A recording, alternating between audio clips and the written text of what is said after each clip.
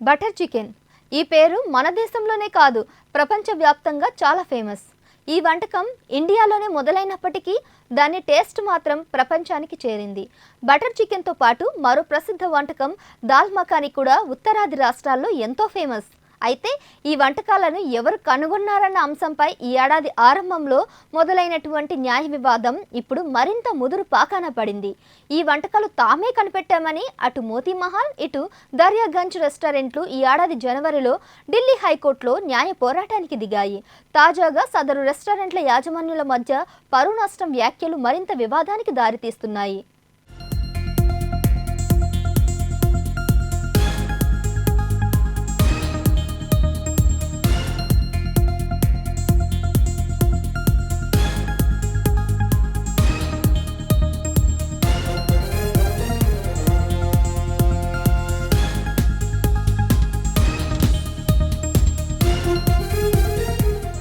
ఢిల్లీకి చెందిన ఈ రెండు సంస్థలు గత కొన్నాళ్లుగా బటర్ చికెన్, దాల్ మఖానీని తామే కనిపెట్టినట్లు ప్రచారం చేసుకుంటున్నాయి.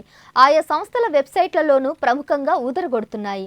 తమ గ్రూప్ వ్యవస్థాపకుడు, పాకశాస్త్ర నిపుణుడు కుందన్ లాల్ గుజ్రాల్ వీటిని కనుగొన్నారని మోతీమహల్ చెప్తుంటే, కాదు అది తమ సంస్థ వ్యవస్థాపకుడైన కుందన్ లాల్ జగ్గేని వీటిని కనిపెట్టారని దర్యాగంజ్ వాదిస్తుంది. ఈ ఏడాది జనవరిలో దర్యాగంజ్ రెస్టారెంట్ యాజమాన్యం ప్రజలను తప్పుదోవ పట్టిస్తుందంటూ మోతీమహల్ యాజమానులు హైకోర్టులో పిటిషన్ దాఖలు చేశారు.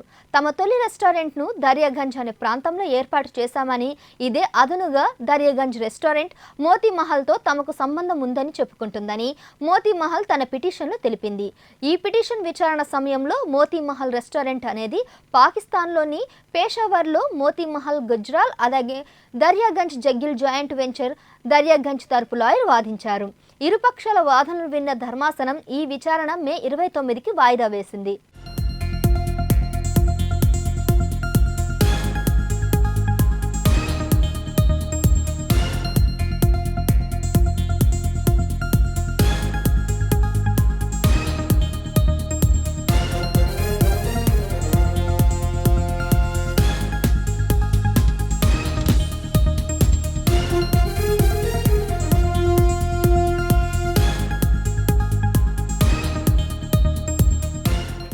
ఇదిలా ఉండగానే కొన్ని రోజుల క్రితం వాల్ స్ట్రీట్ జర్నల్ వార్తాపత్రికలో వచ్చిన ఇంటర్వ్యూలో బటర్ చికెన్ పుట్టుకపై మోతీమహల్ యజమానులు కీలక వ్యాఖ్యలు చేశారు. ఈ వ్యాఖ్యలపై సీరియస్ అయిన దర్యాగంజ్ యజమానులు మరోసారి ఢిల్లీ హైకోర్టును ఆశ్రయించారు. ఆ ఇంటర్వ్యూలో వ్యాఖ్యలు వివిధ వెబ్సైట్లలోనూ దర్శనమిచ్చాయని, దాంతో తమ రెస్టారెంట్ గౌరవానికి భంగం కలిగిందని వివరించారు. మరోపక్క ఇంటర్వ్యూలో వచ్చిన అంశం పత్రికకు సంబంధించిందని, దానిని తమకు ఆపాదించరాదని మోతీమహల్ యజమానులు చెప్పారు. అయితే ఇందుకు సంబంధించి ఓ అఫిడవిట్ దాఖలు చేయాలంటూ మోతీమహల్ యజమానులను జస్టిస్ సంజీవ్ నరుల ఆదేశించారు.